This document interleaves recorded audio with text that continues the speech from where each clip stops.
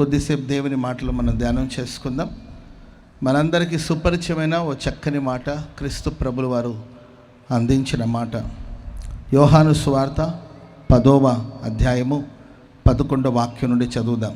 యోహాను సువార్త 10వ అధ్యాయం 11వ వాక్యం.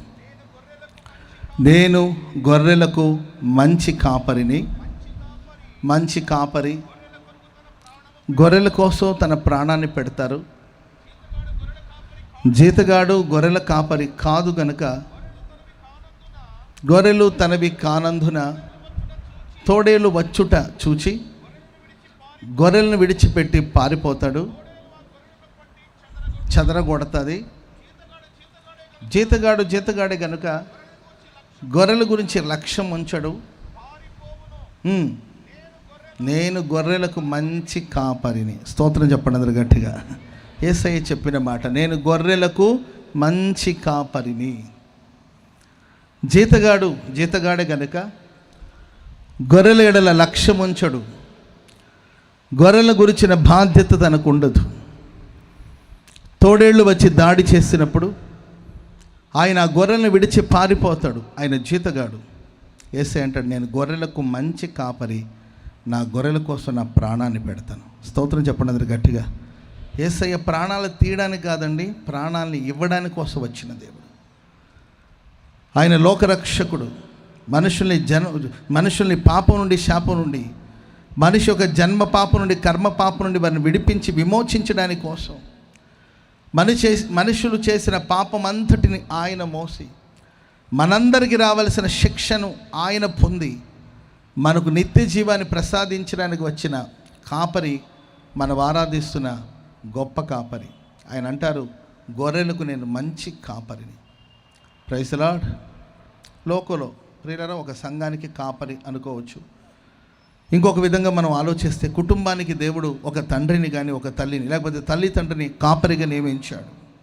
సంఘానికి ఒక దైవ సేవకుని కాపరిగా నియమించారు. చాలా సందర్భాలు మనం చూస్తూ ఉన్నప్పుడు కాపరిగా తన బాధ్యతను వహించవలసిన వాళ్ళు, తన కుటుంబాన్ని కాపాడవలసిన వాళ్ళు, లేకపోతే తన సంఘాన్ని కాపాడవలసిన వాళ్ళు ఆ కాపరి పరిచర్యను, కాపరి బాధ్యతను సరిగ్గా నిర్వహించలేని పరిస్థితిలో మనుషులు ఉండడం మనం చూస్తూ ఉన్నాం. అయితే మనం ఆరాధిస్తున్న దేవుడు మన మంచి కాపరి. ఆమేన్ చెప్పండి అందరు గట్టిగా. యేసుక్రీస్తు ప్రభువు వారు ప్రజల్ని చూసినప్పుడు, యేసయ్య భూమి మీద సంచరిస్తున్న దినాల్లో ప్రజలను చూసినప్పుడు వారు కాపరి లేని గొర్రెల వలె ఉన్నారని, వాళ్ళు విసిగిపోయి చెదిరి ఉన్నారని చూసి వాళ్ళ మీద కనికరపడ్డారంట. కాపరి లేనప్పుడు ప్రజల పరిస్థితి, కాపరి బాధ్యతగా ప్రవర్తించినప్పుడు ఆ గొర్రెల పరిస్థితి ఏంటంటే విసిగిపోయిన ఒక స్థితిని చూస్తాం. చెదిరిపోయే ప్రమాదాలు ఉంటాయి. అందుకే సాతాను గాడు కూడా మీరు చూడండి, చాలా వరకు కాపరులనే కొడతాడు, తల్లిదండ్రుల మీద దాడి చేస్తాడు, సంఘ కాపరి మీద దాడి చేస్తాడు. ఎందుకంటే కాపరి దెబ్బతిన్నాడు అనుకోండి, సంఘాన్ని చెదరగొట్టడం చాలా తేలిక. అందుకే ఎక్కువగా సాతాను యొక్క చూపు, దృష్టి దైవ సేవకుల మీద, లేకపోతే ఇంట్లో నాయకత్వాన్ని జరిగిస్తున్న వాళ్ళ మీద, లేకపోతే ఇంట్లో బాధ్యతగా కొనసాగించబడుతున్న తల్లిదండ్రుల మీద ఎక్కువగా ఆయన దాడి చేస్తూ ఉంటాడు.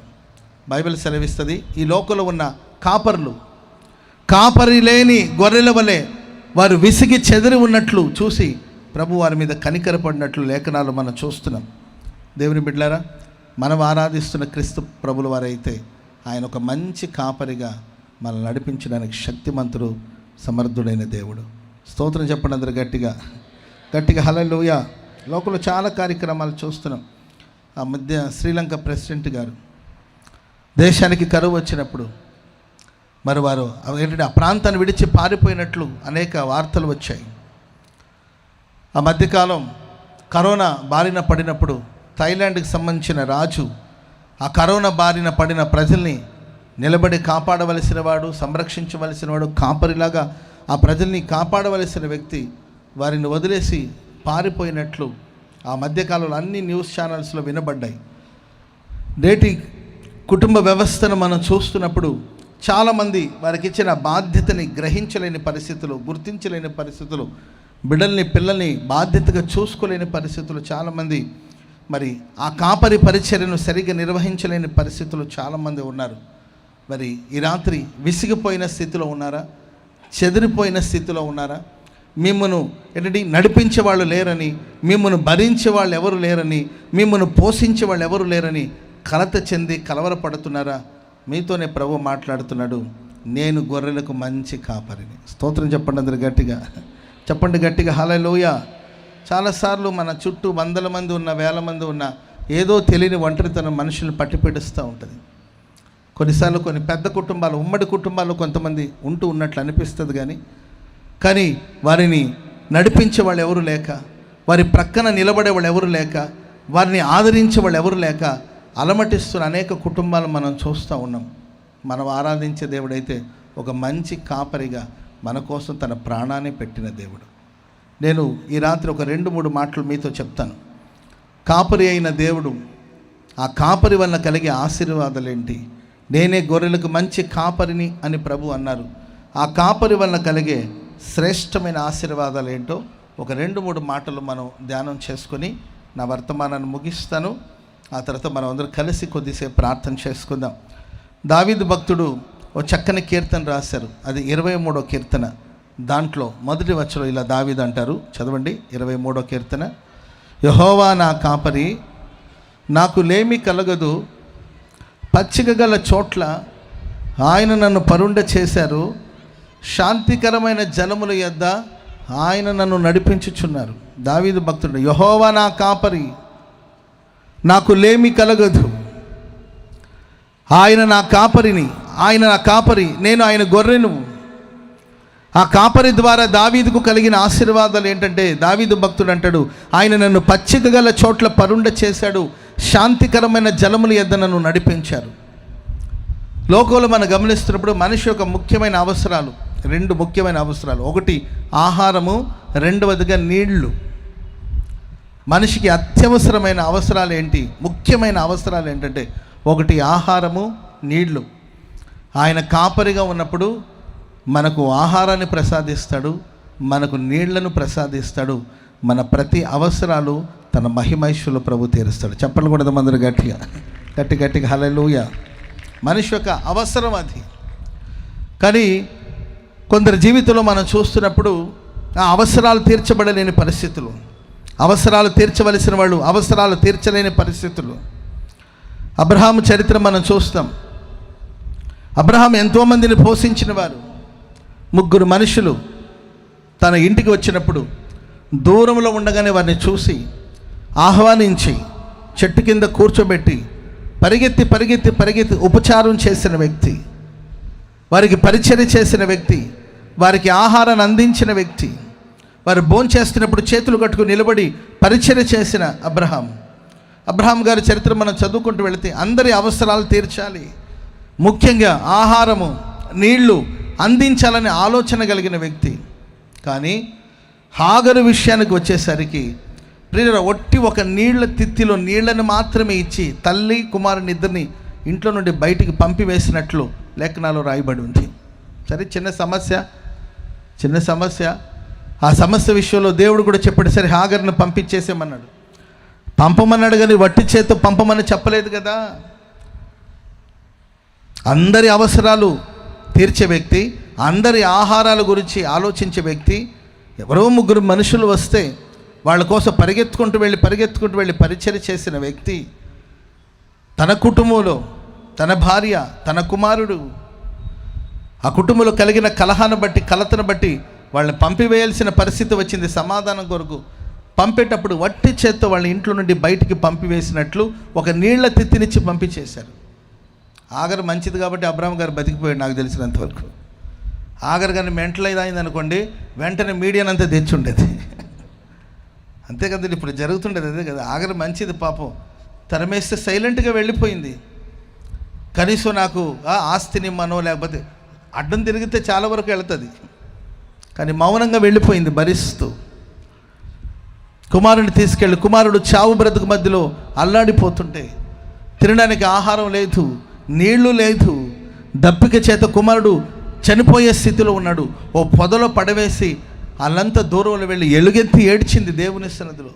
నువ్వు చూస్తున్న దేవుడవు, ప్రభువా, నీవు చెప్పిన దాన్ని బట్టే కదా నేను తిరిగి వెళ్ళి శారా చేతి క్రింద అణిగిమణిగి ఉన్నాను.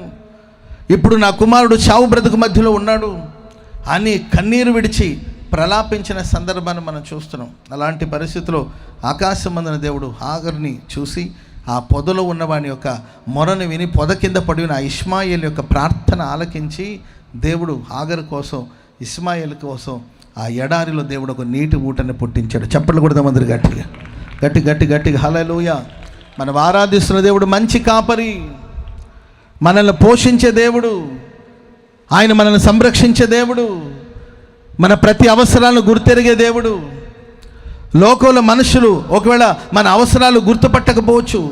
లోకంలో ఉన్న మనుషులు మనల్ని పోషించాలనే ఆ బాధ్యతను మర్చిపోయి ఒకవేళ ఉండొచ్చేమో, కానీ మనం ఆరాధిస్తున్న దేవుడు ఆకాశపు వాకిట్లను తెరచి పట్టజాలంత దీవెనను దేవుడు కుమ్మరించి సర్వసమృద్ధిని మనకు అనుగ్రహించే దేవుడు. ఆమెను చెప్పండి అందరు గట్టిగా, చెప్పండి గట్టిగా హల్లెలూయా. ఏలియా భక్తుడి చరిత్ర మనం చూస్తే ఒకప్పుడు మహిమ కలిగిన కార్యాలు చేసినవాడు.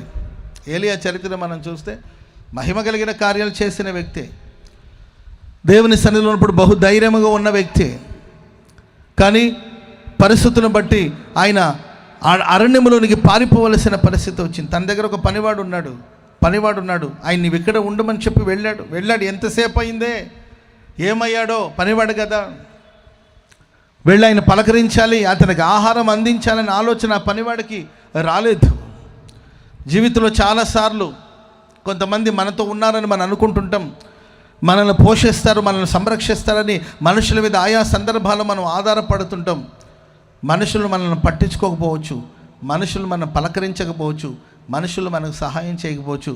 బదరి వృక్షం కింద కూర్చొని మరణాపేక్షతో బాధపడుతున్న అతని దగ్గరికి దేవుడు దిగివచ్చి పరలోకపు ఆహారాన్ని దేవుడు దయచేశాడు. స్తోత్రం చెప్పండి అందరు గట్టిగా హల్లెలూయా. ఆయన మంచి కాపరి. ఆమేన్ చెప్పండి అందరు గట్టిగా. ఆయన మంచి కాపరి. ఆ మంచి కాపరి మనల్ని పోషిస్తాడు.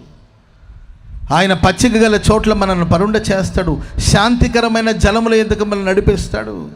ఒక ప్రశాంతమైన అనుభవాలోనికి దేవుడు మనల్ని నడిపిస్తాడు. మన అక్కర్లు తీరుస్తాడు, మన అవసరాలు తీరుస్తాడు.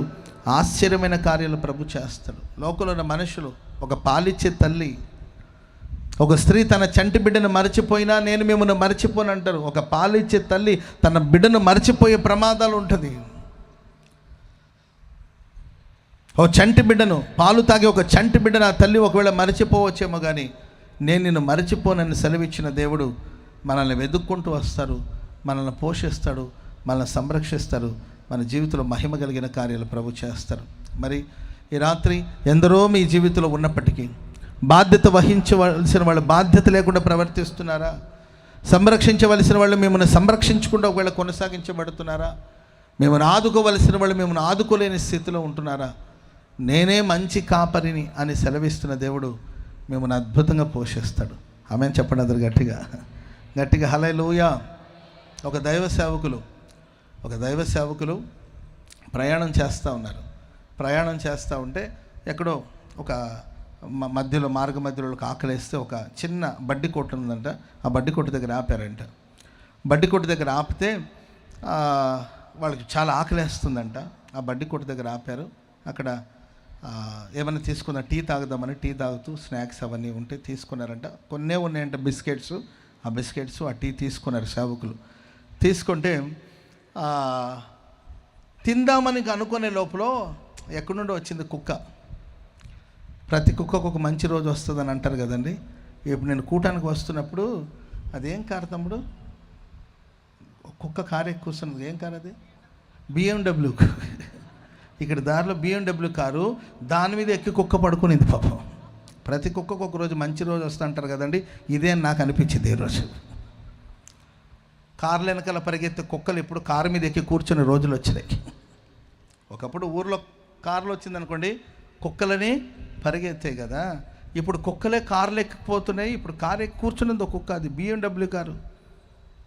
చూడండి ఆ కుక్క ఎలాంటి మంచి రోజులు వచ్చిందో. సరే వాళ్ళు బిస్కెట్ తిందామని అట్లా అనుకుంటుండేసరికి కుక్క పాపం అలాగే వాళ్ళ వైపు తేరి చూసేసరికి పాపం వాళ్ళలో ఒక పెద్ద ఆయన ఉన్నాడండి. అయ్యో పాపం ఎన్ని రోజులైందో ఉసూరని చూస్తుంది కదని ఆయన తినే బిస్కెట్ని తీసి ఆ కుక్కకి వేసాడండి. గబక్కన 2 బిస్కెట్లు తినేసి వెంటనే పక్కన వాడు వైపు చేసింది అనమాట. ఆయన కూడా జాలేసి ఇచ్చేసాడు. మొత్తం ఇచ్చిందంతా వాళ్ళందరి దగ్గర తీసుకున్నది తినేసిందనమాట. ప్రియులరా, లోకంలో చూడండి, మనుషుల వైపు చూసినప్పుడే, ఒక్కొక్క మనుషుల వైపు అలా తేరి చూసినప్పుడే వాటి యొక్క అవసరాలు తీర్చబడినప్పుడు మనం ఆరాధిస్తున్న దేవుని వైపు మనం కన్నులెత్తి చూసి నీవే నా కాపరి అంటే మహిమైశ్వరులు మన ప్రతి అవసరాలు ప్రభు తీర్చబోతున్నాడు. చెప్పండి కూడా మొదలు గట్టిగా హల్లెలూయా. హాగర్ని దేవుడు వెతుక్కుంటూ వచ్చాడు, ఏలియాను వెతుక్కుంటూ వచ్చాడు. అద్భుతంగా వారిని దేవుడు పోషించాడు. కీర్తనకారుడైన దావీదు అంటాడు, యెహోవా నా కాపరి, నాకు లేమి కలగదు. పచ్చిక గల చోట్ల ఆయన నన్ను పరుండ చేస్తాడు, శాంతికరమైన జలముల ఎద్దకు ఆయన నన్ను నడిపిస్తాడు. రెండో మాట అక్కడే చదవండి, 23వ కీర్తన 4వ వచనం చదివితే, గాఢాంధకారపు లోయలో నేను సంచరించినను ఏ అపాయమునకు నేను భయపడను, నీ దుడ్డు కర్రయు నీ దండము నన్ను ఆదరిస్తుంది. కాపరి ఒకటి మన అవసరాలు తీరుస్తాడు, మన ఆకలి తీరుస్తాడు.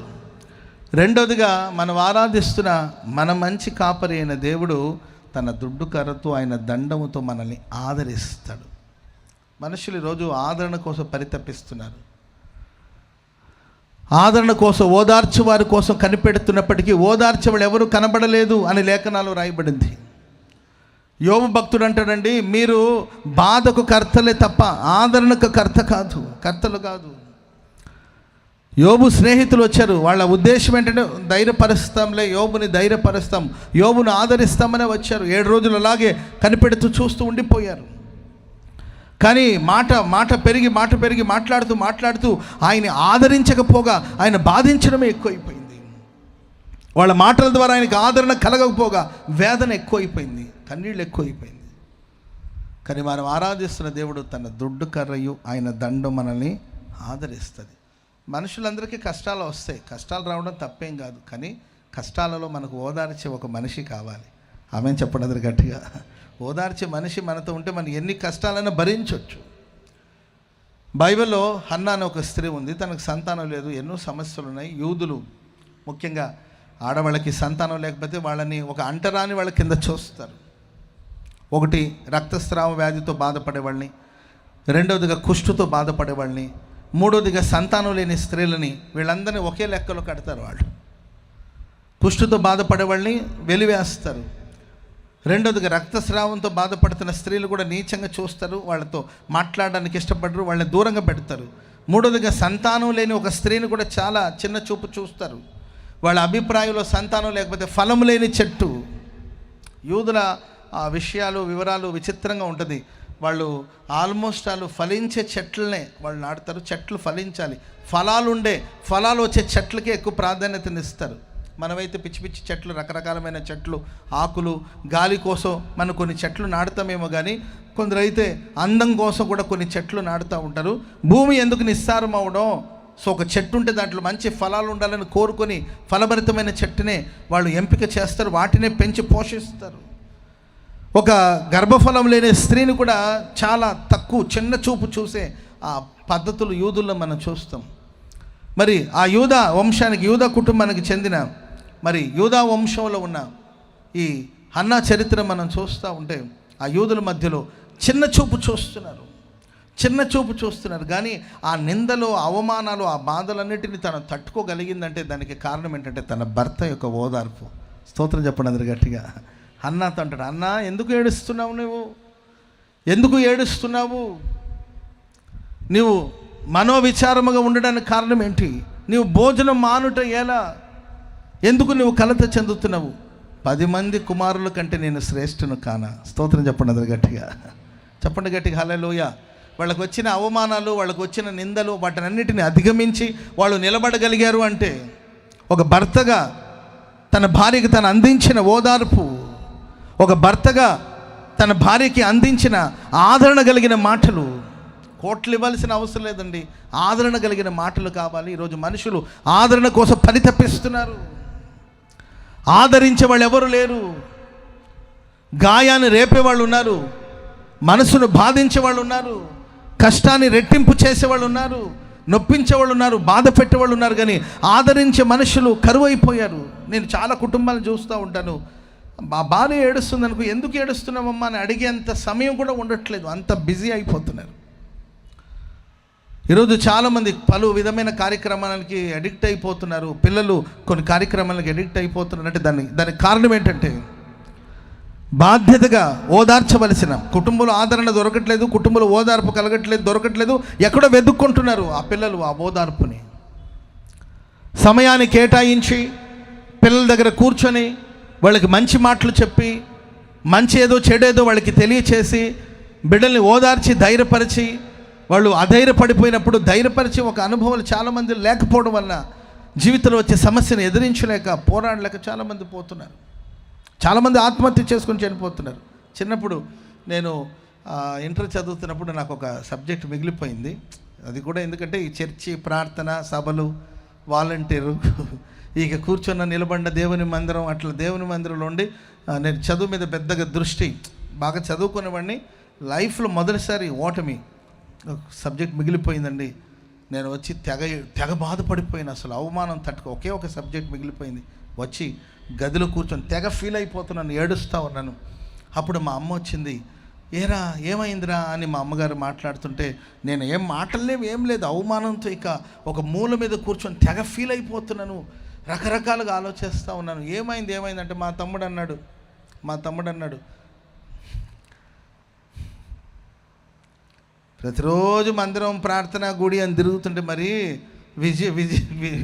విజయ సంకేతం ఏమైనా ఉంటుందా?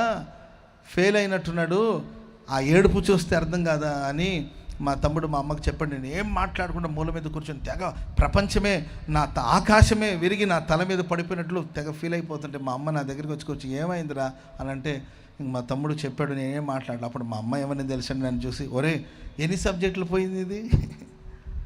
ఒకటే అమ్మ అంటే, ఒకటి పోతే నీవు ఇంత బాధపడుతున్నావే, ఆ ఎదురింట్లో ఉన్నాడు చూడు, వాడిది 4 సబ్జెక్టులు పోయిందట, వాడే సరదాగా తిరుగుతున్నాడు, నీకేమైందిరా అని మా అమ్మ అంటే నేను ఆశ్చర్యపోయాను. అసలు 4 సబ్జెక్టులు పోయిన వాడే దర్జాగా తిరుగుతున్నాడు, ఒకటే ఒక సబ్జెక్టు, దాని గురించి నువ్వు ఇంత దిగులు పడవలసిన అవసరం ఉందా? లే పైకిలే, అన్నం తినలే, మరలా రాసుకుంటే సరిపోతుంది. చదువులో ఓడిపోతే నష్టం ఏమి లేదురా, జీవితంలో ఓడిపోకూడదు. స్తోత్రం చెప్పండి అందరు గట్టిగా. చదువులో ఓడిపోతే మరలా పాస్ అవ్వచ్చు, జీవితంలో ఓడిపోతారా చెప్పు? ఇది పెద్ద సమస్య అని మా అమ్మ ఏంటంటే జనరల్గా అయితే మామూలు తల్లిదండ్రులు అయితే నా పరువు తీసేశాడు, ఎంత ఖర్చు పెట్టి చదివించాము, ఓడిపోయాడు అని చెప్పి రకరకాలుగా మాట్లాడతారు. ఇంకా కొంతమంది ఉంటారు సాహసించి అంటారు, నేను ఫెయిల్ అయిపోతే నేను ఉరిపోసుకుని చేస్తాను అంటుంటారు. నువ్వు కానీ ఫెయిల్ అయితే నేను ఉరిపోసుకుని చేస్తానంటే ఆ పిల్లలు ఎందుకు మా అమ్మ నాన్న ఉరిపోసుకోవడం ఎందుకని వీళ్ళు ఉరేసుకుని చనిపోతుంటారు.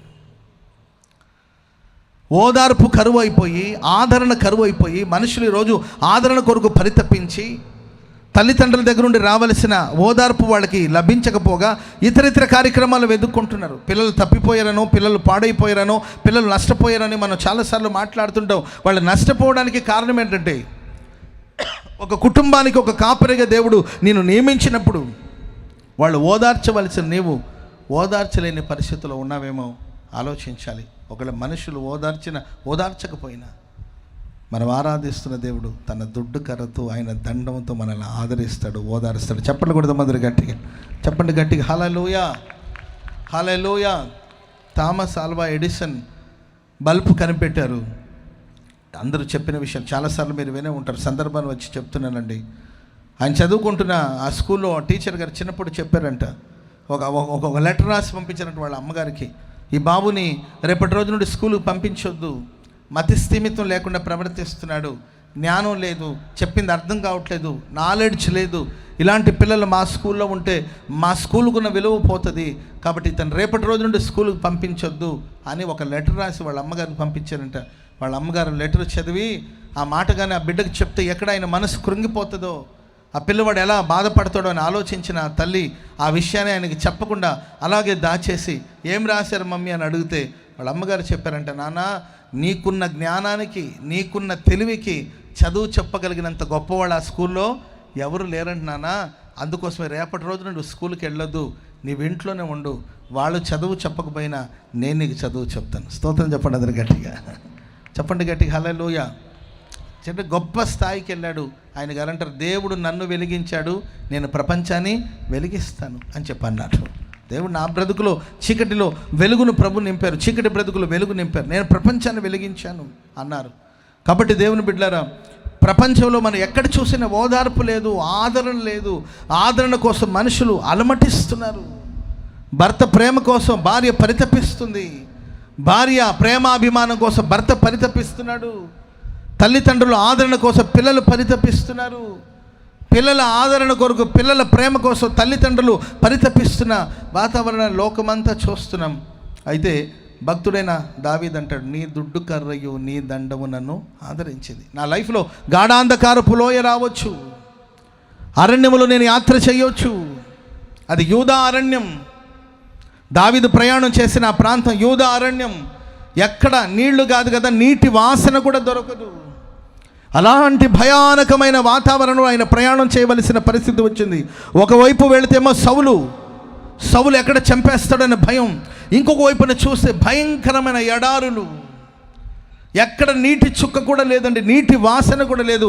ఆ మార్గాల్లో ప్రయాణం చేసిన వాళ్ళు చాలామంది ప్రాణాలు గాల్లో కలిసిపోయింది. ఆ యూదా అరణ్యంలో ప్రయాణం చేయాలంటే అందరూ భయపడిపోతారు. అలాంటి ఆపదలు, అలాంటి ప్రమాదాలు, గాఢాంధకారపు లోయలు, ఏమాత్రం నిర్లక్ష్యంగా ఉన్న అంతులేని అగాధంలో పడిపోయే ప్రమాదాలు ఉన్నాయి. గుండెను గుప్పెట్లు పెట్టుకొని ప్రాణాన్ని అరచేతులు పెట్టుకొని ప్రయాణం చేసే పరిస్థితి. దావీదు అంటాడు, ఈ గాఢాంధకారపు లోయలు సంచరించిన ఏ అపాయానికి నేను భయపడను, ఎందుకంటే ఆదరించగలిగిన దేవుడు నాతో ఉన్నాడు. చప్పట్లు కొడదాం అందరూ గట్టిగా, గట్టి గట్టి గట్టి గట్టిగా హల్లెలూయా, హల్లెలూయా. కాబట్టి దేవుని బిడ్డలారా, నా దేవుడు మనల్ని ఆదరిస్తాడు. సమస్యలు ఉండొచ్చు, పోరాటాలు ఉండొచ్చు, కానీ ఆదరించే మనుషులు మన ప్రక్కన ఉంటే. కడప ఏరియాలో ఒక ఫ్యామిలీ నాకు తెలుసండి. ఒక 15 years బ్యాక్, ఒక 17 years బ్యాక్ అనుకుంటాను, వాళ్ళ మిస్సెస్ ఆటోలో వెళుతున్నప్పుడు ఒక ప్రమాదం జరిగిపోయి కాళ్ళంతా నుజ్జు అయిపోయింది. చాలా పెద్ద ప్రమాదం అది. వాళ్ళు ప్రాణాలతో బయటపడడమే కష్టం. ఇప్పటికీ ఆ సిస్టర్ గారు నడవడానికి ఉండదన్నమాట. చాలా ఆపరేషన్స్ చేశారు. ఆయన పెద్ద జాబ్ ఏమి కాదండి, ఓ సాధారణమైన మధ్యతరగతి కుటుంబం. నేను ఎప్పుడు ఆ ప్రాంతానికి వెళ్ళిన ఆ కుటుంబం ఖచ్చితంగా ప్రార్థనకు వస్తారు. చాలా కాళ్ళంతా నుజ్జు అయిపోయింది, బోళ్ళని ఆపరేషన్ చేశారండి. కానీ ఆ బ్రదర్ గురించి నేను చాలా సంతోషిస్తుంటాను. ఇప్పటికీ ఆ సహోదరుని ఒక చిన్న బిడ్డలాగా చూసుకుంటూ ఉంటాడు. ఇంకా ప్రయోజనం లేదు అని వదిలించుకోవాలంటే వదిలించుకోవచ్చు, ఎందుకంటే కాళ్ళంతా నుజ్జు అయిపోయింది. ఆమె పని కూడా ఆమె చేసుకోలేని పరిస్థితులు, చాలా భయంకరమైన పరిస్థితులు. ఇప్పటికీ ఆమె తన సొంత పని కూడా చేసుకోలేని పరిస్థితి. దాదాపుగా ఒక 17 years అయిపోయింది అనుకుంటున్నాను, 17 సంవత్సరాలు. ఇన్ని సంవత్సరాల్లో మరి పిల్లల్ని చూసుకుంటూ, ఆయన కష్టపడి పనిచేస్తూ, తన భార్యను చూసుకుంటూ, ఆయన జాగ్రత్తగా చూస్తుంటే నాకు ఇదేనేమో ఆదరణ అంటే, ఇదేనేమో ఆదరణ అనిపిస్తుంది. ఇప్పటికీ ఆమె ప్రాణాలతో ఉందంటే దానికి కారణం తనకు ఆరోగ్యం సహకరించకపోయినా తన భర్త చూపిస్తున్న ప్రేమ అభిమానం, తన బిడ్డలు చూపిస్తున్న ప్రేమ అభిమానంతో ఇప్పటికీ ఆమె ఆరోగ్యం బాగలేకపోయినా ఆమె బ్రతికి బట్టకడుతుందంటే దానికి కారణం వారు అందిస్తున్న ఆదరణ. కాబట్టి మనిషి జీవితాల్లో శ్రమలు రావచ్చు, ఆపదలు రావచ్చు, కష్టాలు రావచ్చు. ఈ కష్టాలన్నింటిలో ఆదరించడానికి ఒక మనిషి మనతో ఉన్నప్పుడు ఆ అనుభవం వేరుగా ఉంటుంది. దావీదు భక్తుడు అంటాడు, తన గాఢాంధకారపు లోయలు సంచరిస్తున్నప్పుడు తనతో ఎవరు లేరు, తన కుటుంబం లేదు, తన బంధువులు లేరు, తన రక్త సంబంధికులు లేరు. గాఢాంధకారపు లోయలో సంచరిస్తున్న భయానకమైన అనుభవాలు. ఎవ్వరు లేనప్పటికీ సర్వశక్తి కలిగిన దేవుడు ఒక మంచి కాపరిగా దావీదుతో కూడా ఉండి తన దుడ్డుకర తన దండంతో దావీదుని ఆదరిస్తూ వచ్చాడు. స్తోత్రం చెప్పండి అందరు గట్టిగా, చెప్పండి గట్టిగా హల్లెలూయా. ఒకటి ప్రియుల కాపరి వల్ల కలిగే ఆశీర్వాదం ఏంటంటే, ఒకటి మనల్ని పోషిస్తాడు, రెండోదిగా దేవుడు మనల్ని ఆదరిస్తాడు. సో మనుషుల ఆదరణ కోసం పరితపించొద్దు. మనుషుల ప్రేమ అభిమానం కావాలి, సరే అది లభించినప్పుడు దక్కనప్పుడు నువ్వు పెద్దగా ఫీల్ అవ్వాల్సిన అవసరం లేదండి. ధారాళంగా మనల్ని ప్రేమించే దేవుడు మనతో ఉన్నాడు. ఆమె చెప్పండి అది గట్టిగా హల్లెలూయా. గాఢాంధకారపు లోయలో సంచరించిన ఏ అపాయమునకు నేను భయపడనని చెప్పండి. గాఢాంధకారపు లోయలో సంచరించిన ఏ అపాయమునకు నేను భయపడను. ఆమేన్. ఎందుకంటే దేవుడు మనతో ఉన్నాడు. పక్కన వాళ్ళని చూసి చెప్పండి, యేసయ్య నాతో ఉన్నాడని చెప్పండి. యేసయ్య నాతో ఉన్నాడు, ఆయన నన్ను ఆదరిస్తాడు, ఆయన నన్ను పోషిస్తాడు. ఆమె మూడో మాట చదవండి, 23వ కీర్తన 5వ వచనం చదవండి. నా శత్రువుల ఎదుట నీవు నాకు భోజనం సిద్ధపరిచావు, నూనెతో నీవు నా తలను అంటి ఉన్నావు, నా గిన్నె నిండి పొంగి పొర్లుతూ ఉంది. ఆమె చెప్పండి అందరు గట్టిగా. శత్రువుల ఎదుట దేవుడు మనకు విందును సిద్ధపరుస్తాడు, నూనెతో ఆయన మన తలను అంటి ఉన్నాడు, మన గిన్నె నిండి పొంగి పొర్లుతుంది. అంటే గిన్నె నిండేంత వరకు కాకుండా అది నిండి పొంగి పొర్లేంత వరకు దేవుడు ధారాళంగా మనల్ని దీవిస్తూనే ఉంటాడు. ఆమె చెప్పండి అందరు గట్టిగా. ఇప్పుడు కప్లో కాఫీ పోస్తాం, మనం నిండిన తర్వాత మనం ఏం చేయాలి? కప్పులో కాఫీ పోసారు, లేకపోతే బాటిల్లో, లేకపోతే గ్లాసులో వాటర్ పోసారు, లేకపోతే బిందెలో నీళ్లు పట్టారు. ఆ బిందె నిండిపోయింది అనుకో, ఏం చేయాలి? మనం ట్యాప్ కట్టేయాలి కదా. కానీ మనం ఆరాధిస్తున్న దేవుడు మన గిన్నె నిండిందనుకో, నిండింది చాలు అనరండి. ఆయన మనకి ఏది ఇచ్చినా ధారాళముగా ఇచ్చే దేవుడు. అయ్యా గిన్నె నిండిపోతే నిండని పొంగి ప్రవహించని స్తోత్రం చెప్పండి అందరు గట్టిగా. అది ఆయన ప్రేమను. గాఢాంధకార పోయిలన్నీ దాటేసి ఎన్నో సమస్యలన్నిటిని దాటేసిన తర్వాత ఎట్టోటో బతికి బట్ట కట్టాం చాలు అని అనుకుంటారు ఎవరైనా. ఇప్పుడు అనేక సమస్యలు దాటిన తర్వాత చాలులే బాబు ఇవన్నీ మాకొద్దు, అక్కడో రిలాక్స్గా ప్రశాంతంగా ఉంటే చాలు, బోళ్ళని కష్టాలు అనుభవించాం. Praise lord. ఒక పెద్ద సుదీర్ఘమైన ప్రయాణం చేసి వచ్చాను అనుకోండి, నేను నా మనసు ఏం కోరుకుంటుంది? ఒక సుదీర్ఘమైన ప్రయాణం చేసి వచ్చాం అన్నా, గుంటూరులో పెద్ద సెలబ్రేషన్ అన్నా, అసలు మిమ్మల్ని అక్కడ గెస్ట్ స్పీకర్గా పిలిచారంటే బాబు నాకు ఓపిక లేదు నాయన, ఒక సుదీర్ఘమైన ప్రయాణం. నా కొంచెం అంత సాంబార్ అన్నమో కొంచెం పెరుగన్నమో పెడితే తిని గుట్టుగా పడుకుంటామని కోరుకుంటాం. జనరల్గా ఎవరైనా అదే కోరుకునేది. ఓ గాఢాంధకార పోయిలో ప్రయాణం చేసి అలసి సొమ్మసిల్లిపోయిన పరిస్థితులు ఆయన ఉన్నారు. బాబు ఈ సమస్యల నుండి తప్పించుకొని ఇదే చాలు అని అనుకునే స్థితిలో మేబీ దావీదు ఉండి ఉండొచ్చు. దేవుడు అంటాడు దావీదుతో, నీ శత్రువులు ఎదుట నేను నీకు విందుని ఏర్పాటు చేశాను. చప్పట్లు కొడదాం అందరు గట్టిగా. నీ గిన్నె నిండి పొంగి పొర్లేటట్లుగా దేవుడు మనకి ఏది ఇచ్చినా ధారాళంగా ఇచ్చే దేవుడు. మనుషులైతే చూడండి, చిన్నప్పుడు ఎప్పుడైనా మా అమ్మ ఒక 100 రూపాయలు ఇవ్వండి అంటే, ఎందుకురా 100 ఎందుకు? అమ్మ ఒక 100 కావాలమ్మా అంటే, ఎందుకు 100? 20 రూపాయలు తీసుకుంటుంది. ఏ రోజైనా అమ్మ మనం 100 అడిగితే 100 ఇవ్వడం చాలా అరుదు. అందుకే నేను తెలివిగా మా అమ్మను ముందుగానే 500 అడుగుతాను. నాకు కావాల్సింది 100 అయితే, అమ్మ 500 కావాలంటే, ఎందుకురా 500? 100 తీసుకో అంటుంది. నాకు కావాల్సింది 100 కాబట్టి జ్ఞానంగా ఏంటండి 100 కావాలంటే 500కి మనం అన్నాం అనుకోండి 100 ఇచ్చేదనమాట. అడిగినంత ఏ తల్లిదండ్రులు ఎవరు కొంచెం తగ్గించేస్తారు. మనం ఆరాధించే దేవుడు అడగక మునిపి మన అక్కర్లన్నీ తీర్చే దేవుడు, ధారాళంగా దయచేసే దేవుడు, గిన్నె నిండి పొంగి పొర్లేటట్లుగా ఆశీర్వదించే దేవుడు. అది ఆయన ప్రేమ. ఆమె చెప్పడం గట్టిగా. నేను ఎక్కడైనా విందుకి వెళ్తే ఆల్మోస్ట్ తక్కువ ఏడ విందుకి వెళ్ళేది. చిన్నప్పుడు నాకు పంక్తి భోజనం, బంతి భోజనం అంటారు కదండి, అదంటే చాలా ఇష్టం చిన్నప్పుడు. మాది చాలా పెద్ద ఫ్యామిలీ కాబట్టి మా ఫ్యామిలీ వెళితే వాళ్ళు ఆరిపోతారు. అందుకే మా అమ్మ మొత్తం వెళితే మళ్ళీ వాళ్ళు ఆరిపోతారు భోజనాలకి. ఒకవేళ పిలుస్తారు కుటుంబ సమేతంగా రమ్మంటారు. కుటుంబం అంతా వెళ్ళారనుకోండి, పెద్ద కుటుంబం, మేమే ఉంటాము 15 మంది ఉంటాము. 15 మంది ఒకసారి వెళ్ళి పడ్డారనుకోండి, పాపం వాళ్ళు ఆరిపోతారని అందరూ వద్దులే, సరే చదివింపులు అవి ఉంటాయి కదా. అందుకే మా రెండో అన్నయ్యని వెళ్ళరా అంటే ఆయన వాళ్ళ ఫ్రెండ్స్తో పాటు వెళ్ళేవాడు. నేను చాలా చిన్నపిల్లవాడిని, భయంకరంగా ఏడ్చేవాడు. నేను మా అమ్మ దగ్గర, అమ్మ నేను కూడా వెళ్తాను, అన్నయ్య నన్ను కూడా తీసుకెళ్ళరా అనేవాడు. ఎందుకంటే నాకు ఆ పంక్తి భోజనంలో కూర్చొని అక్కడ వెరైటీస్ అంతా ఆరగించాలని భలే ఆశ. అప్పుడు ఆశపడితే దేవుడు ఇప్పుడు నెరవేరుస్తున్నాడు. అప్పుడు తినాలనుకునేవాడిని, ఇప్పుడు తినాలంటేనే భయపడిపోతున్నాడు. అసలు ఎవరైనా భోజనాలంటే చాలండి కారెక్కి పరిగెత్తుతున్నాను అనమాట. ఎందుకంటే భరించలేకపోతే ప్రతిరోజు విందంటే ఆడ ఆరగిస్తుంది చెప్పండి. ఎప్పుడో ఒక రోజు అయితే అది విందు. Praise lord.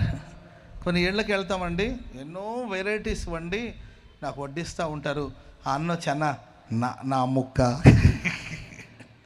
అన్న ఒక్క ముక్క తినండి అని అంటుంటారు. బ్రదర్ వద్దు బ్రదర్, ఇప్పటికీ డైజెషన్ ప్రాబ్లం వచ్చేసింది బ్రదర్, చూస్తేనే మీకు అర్థం కావట్లేదు బ్రదర్, వద్దు బ్రదర్. అన్న ఒక్క ముద్ద తినండి వడ్డిస్తూ ఉంటారు. ఆయన వెళ్ళగానే మరలా అక్క వస్తుంది, అయ్యా అచ్చ నా తమ్ముడిలాగే ఉన్నావయ్య నీవు.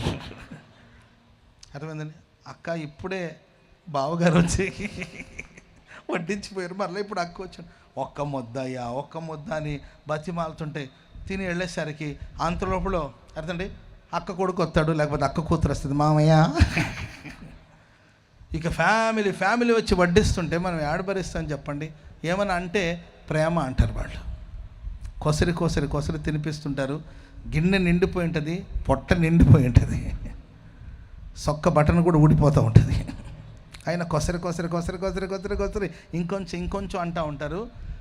ప్రేమ ఏంటండి? ఆ ప్రేమ అనేది పొంగి ప్రవహిస్తుంది. ఆమె మా బంక్తిలోని ఇంకొకడు కూర్చున్నాడు, అమ్మా ఇంకొంచెం చికెన్ తీసుకురా అంటాడా? ఎంత తింటావయ్యా? ఎంత తిన్నావు? ఇప్పుడు బకెట్ చికెన్ తిన్నావు, ఇక చాలే అంటారు. నేను అంటాను, నాకేమో కొసరి వడ్డిస్తున్నారు, ఆయనేమో పట్టించుకోరారంటే ఇక్కడ ప్రేమ, అక్కడ ప్రేమ లేదు. దేవుడు మనల్ని ప్రేమించినప్పుడు మన గిన్నె నిండి పొంగి పొర్లేటట్లుగా ప్రభు కొసరి మనల్ని మన గిన్నె నిండి పొంగి పొర్లేటట్లుగా ఆశీర్వదించబోతున్నాడు. ఆమె చెప్పండి గట్టిగా హల్లెలూయా. ఆయన మన మంచి కాపరి. ఒకటి, మనల్ని పోషిస్తాడు. రెండవదిగా మనల్ని ఆదరిస్తాడు. ఆయన మన మంచి కాపరండి. మన పాత్ర నిండి పొంగి పొర్లేటట్లుగా ప్రభు చేస్తాడు. దావీదు చరిత్ర మనం తీసుకుంటే, దావీదు జీవితంలో దావీదు బ్రతుకును మనం గమనించుకుంటూ వస్తే, దావీదు ఎవరి దగ్గర నుండి ఏది పొందలేని పరిస్థితుల్లోనే ఉన్నాడు. కుటుంబంలో తల్లిదండ్రుల ప్రేమ ఆయనకు సరిగ్గా లభించలేదు. 7 ఒకలాగా చూశారు, 8వ వాడిని ఇంకొకలాగా చూశారు. తండ్రి ప్రేమను పొందలేకపోయాడు. అన్నల్ని పలకరించడానికి కోసం ఆహారాన్ని తీసుకెళ్ళి యుద్ధ భూమికి వెళితే, యుద్ధ భూమిలో అన్నలందరూ ఆయన చూసి ఆయన మీద కోపడ్డారు, కసరుకొన్నారు, కోపడ్డారు, విచిత్రంగా ప్రవర్తించాడు.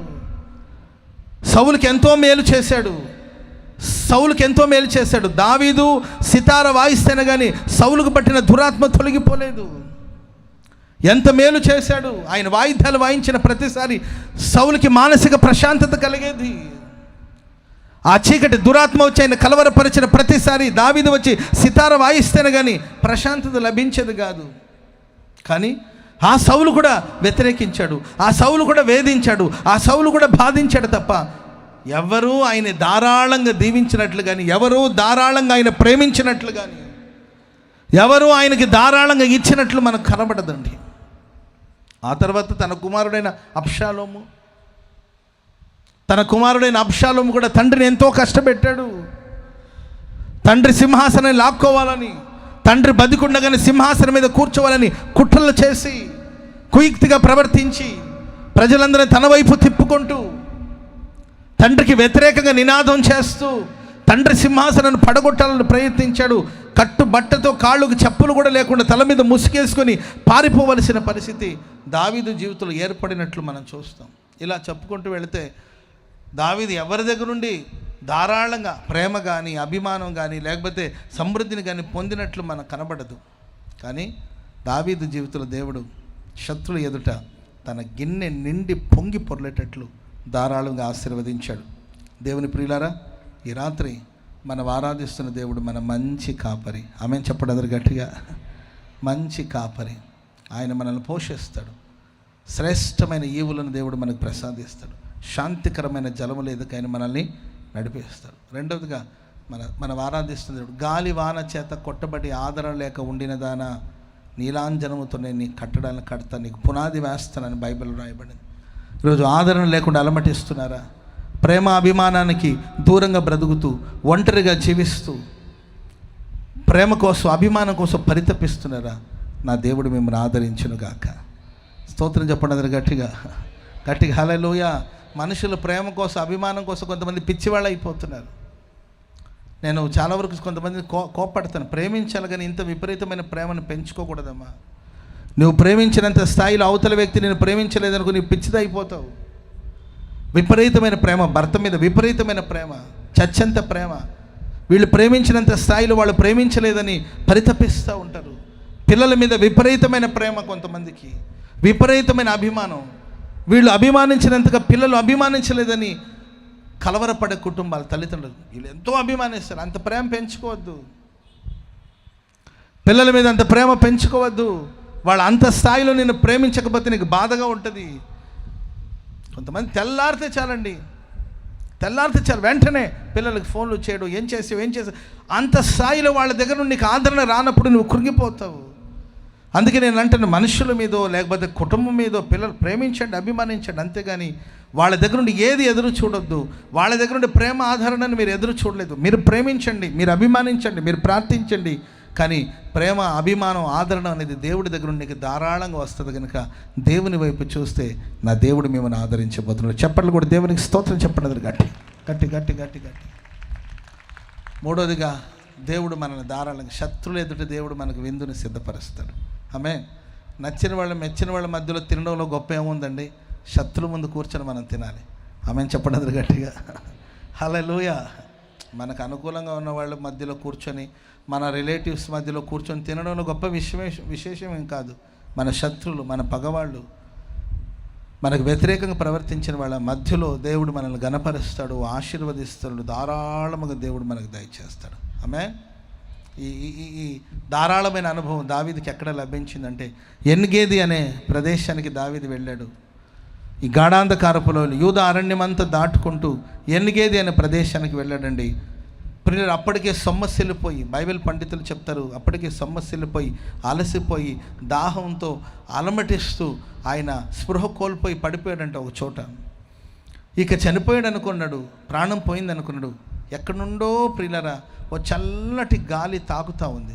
చల్లటి వాతావరణం అలా వచ్చి తాకుతుంది. ఆ గాలిలో తేమ ఉందండి. ఆ గాలికి అలాగే మెలకు వచ్చిందండి ఆయనకి. లేచి కనులెత్తి చూస్తే అల్లంత దూరం ఎన్గేది అనే ఒక ప్రదేశం. అది నీటి ఊట కలిగిన ప్రదేశం. అక్కడ ఖర్జూరపు వృక్షాలు ఉన్నాయి, అక్కడ ద్రాక్ష చెట్లు ఉన్నాయి, అక్కడ అంజూరపు చెట్లు ఉన్నాయి. అక్కడ శ్రేష్టమైన ఆహారం అంతా కూడా ఆ ప్రదేశంలో ఉందండి. మొత్తం మీద ఆ ఎన్గేదికి వెళ్ళి చేరాడు. అప్పుడు రాశాడంట దావీదు ఈ కీర్తన. స్తోత్రం చెప్పండి గట్టిగా.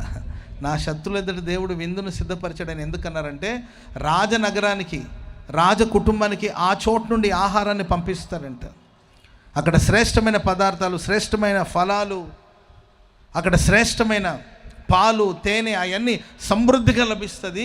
రాజనగరానికి వాళ్ళు భోంచేసేదానికి కావలసిన ఆహారాన్ని అక్కడి నుండి పంపిస్తారంట. అందుకే దావీదు అంటాడు, రాజులు భుజించే ఆ శ్రేష్టమైన ఆహారం భుజించేటట్లు నా శత్రువు, వాస్తవంగా సౌలు శత్రువు కదండి, ఆ శత్రువులు ఎదుట దేవుడు నాకు ఒక విందును సిద్ధపరచారని ఆ శ్రేష్టమైన స్థలంలో నిలిచి కీర్తన రాశారు దావీదు భక్తుడు. కాబట్టి మనం ఆరాధిస్తున్న దేవుడు గొర్రెలకు మంచి కాపరి. ఆయన గొర్రెల కోసం తన ప్రాణాన్ని పెట్టిన దేవుడు. ఈ రాత్రి ఇక్కడ కూడి వచ్చిన మీ జీవితాల్లో ఆహారం అవసరాలు తీరలేని స్థితిలో ఉన్నారా? ఆదరణ లేకుండా అలమటిస్తున్నారా? శత్రువుల మధ్యలో అవమానాల పాలై జీవిస్తున్నారా? ఒక క్రొత్త తైలంతో నీ తలను దేవుడు అంటునుగాక, నీ గిన్నె నిండి పొంగి పొర్లునుగాక, ధారాళముగా దేవుని ప్రేమకు నీవు పాత్రుడుగా మార్చబడదువుగాక, దేవుని ఆశీర్వాదాన్ని ఒక్కొక్కరు స్వతంత్రించుకుందురుగాక, దేవుడి మాటలు మన వినికిడిలో స్థిరపరచుగాక. అందరూ అలాగే లేచి నిలబడండి. ఒక చిన్న ప్రార్థన చేసుకోబోతున్నాం. దయచేసి అందరూ లేచి నిలబడండి. ఒక చిన్న ప్రార్థన చేసుకోబోతున్నాం. ఒకటి, అవసరాలు తీరుస్తాడు. రెండవదిగా ఆదరణ దయచేస్తాడు. మూడవదిగా ధారాళంగా అభిషేకం కానీ ఆశీర్వాదం కానీ మనకు దయచేసి దేవుడు. లేచి నిలిచి ఆకాశం వైపు చేతులెత్తి ఒక చిన్న ప్రార్థన చేసుకుందాం. రాత్రికాల సమయం ఈ దాసులను మీరు నిలువ పెట్టుకుని, ప్రభువా, ఎడారి వంటి అనుభవాలలో ఎండిపోయిన జీవితాలతో నాయనా, ఎదిగో దుఃఖభరితమైనటువంటి హృదయాలతో అయ్యా మీ దాసుని మరుగుపరచి ఈ రాత్రి నాయనా, ఇదిగో దావీదు జీవితము ద్వారా ఇదిగో నాయన ఆకలి తీర్చే కాపరివని, ఆదరణ చూపే కాపరివని, అభిషేకించే కాపరివని, ఎన్నడూ విడువని కాపరివని ప్రభువా, నీవే మంచి కాపరివని రాత్రి చేరి వచ్చిన ప్రతి హృదయముతో మీరు మాట్లాడి వారి హృదయాలకు సేద తీర్చినందుకై ప్రభువా, ప్రతి ఒక్క బిడ్డను మీరు దర్శించారయ్యా. ఈ రాత్రి వారి కన్నీటిని నాట్యముగాను, వారి దుఃఖ దినాలు సమాప్తముగా మార్చి ఆదరించిన యేసయ్యా, నీ కృతజ్ఞతాస్తుతులు చెల్లిస్తూ అయ్యా మీ దాసునికి మరింత ఆరోగ్యం, అభిషేకం ఇచ్చి అయ్యా నా తండ్రి లక్షలాది ప్రజలకు దీవెనగా మార్చి ఈ సభల ద్వారా ఈ ప్రాంతమంతటిని మీరు దర్శించినందుకు వందనాలు, స్తోత్రాలు చెల్లిస్తూ ఈ గెచ్చమనే సహవాసాన్ని నిండుగా దీవించి ఆశీర్వదించి కృప చూపమని వచ్చిన ప్రతి బిడ్డని మీ దయగలిగిన హస్తాలకు సమర్పించుకుంటూ యేసయ్య పరిశుద్ధ నామములో ప్రార్థించి అడిగి వేడుకొనుచున్నాము పరమ తండ్రి. ఆమేన్. ఆమేన్.